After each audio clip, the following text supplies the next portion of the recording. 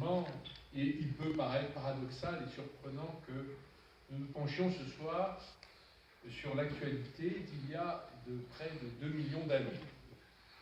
Le temps étant une variable que manient les professeurs en archéologie, en préhistoire et en anthropologie, il est évident que le destin de l'homme a toujours un rapport avec l'histoire. Dans l'esprit des fondateurs de l'association, Germaine Tillon, Edmond Michelet, Stéphane Hessel, et de ses présidents récents, je veux citer Pierre Jogues, Jean-Pierre Chevènement ici présent, nous voulons maintenir et développer les liens entre les sociétés algériennes et françaises. Nous ne sommes pas une association politique et nous avons exprimé le refus de nous ingérer dans les affaires d'un peuple souverain. Les Algériens n'ont pas besoin de conseils, de jugements, mais de solidarité que nous avons fait le choix d'exprimer dernièrement à travers les événements.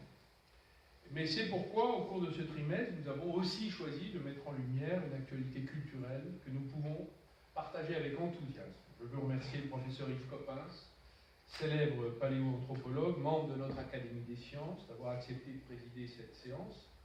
Il a attaché son nom aux plus importantes découvertes faites quant à l'origine de l'homme sur le continent africain, car l'Algérie vient de faire une entrée remarquable sur la scène des origines humaines.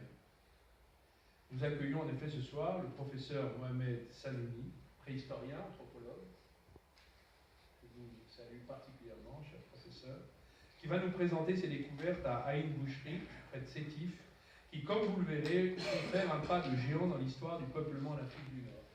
À ses côtés, M. Farid Kerbouche, directeur du Centre national de recherche préhistorique, anthropologique et historique, est venu particulièrement d'Alger, nous situera ses recherches dans le cadre du programme du Centre. Je souligne qu'il s'agit ce soir de la première présentation publique en Europe de ces découvertes qui ont donné lieu tout récemment à une publication dans la revue Science.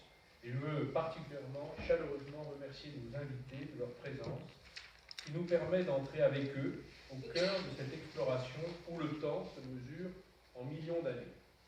Nous sommes prêts pour ce voyage. Sous votre égide, messieurs, je donne la parole au professeur Yves Coppens.